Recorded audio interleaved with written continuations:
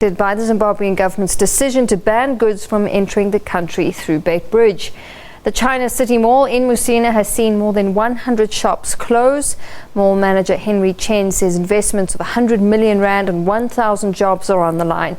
But we spoke earlier to our reporter Mike Maringa, who gave us an update on the situation. I started by asking him to give us the latest on the movements at the border post.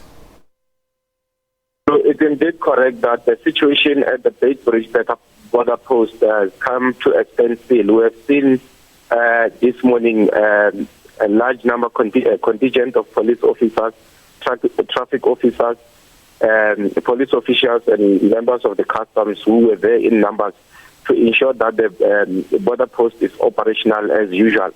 But what we have noticed is that there is no movement at the Beit Bridge border post solely because there are no trucks or business people that are coming from Zimbabwe. The same applies to the South African side, where taxis and buses are usually seen crossing the border. But as of today, because of the call that was made, the situation is so calm.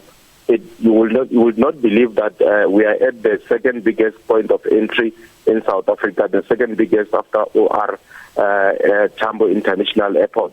So the situation as it stands now is that the border post is quiet, nothing is happening, there's very little movement. All right, and Mike, as I read now, there are concerns that trading is being severely affected by this. What can you tell us with regards to that?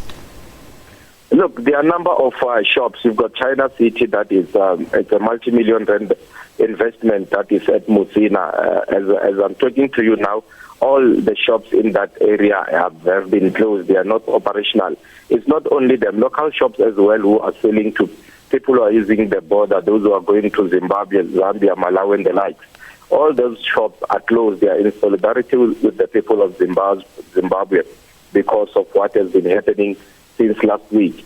Local businesses as well, we're talking of hawkers, they are also affected in a sense that they usually get business from people who are crossing the border, and since they are not there, they have been sitting idle since Friday and they are unable to make profit. It's worrying, and a call has been made to the Zimbabwean government to try and relax the laws that they have just implemented so that business can work in both countries.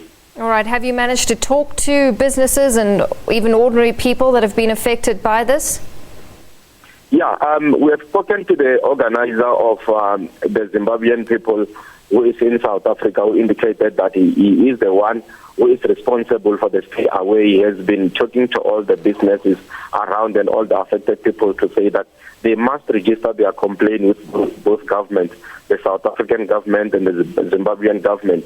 We also spoke to the local business people in the area who have indicated that they are in solidarity with the people of Zimbabwe.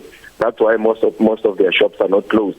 But local hawkers, the guys who are selling next to the border post, are the ones who are heavily affected because they are unable to make any income. And that has been the case since Friday. And it's worrisome because it doesn't look like the situation is changing, looking at the fact that the protests are still ongoing in Zimbabwe.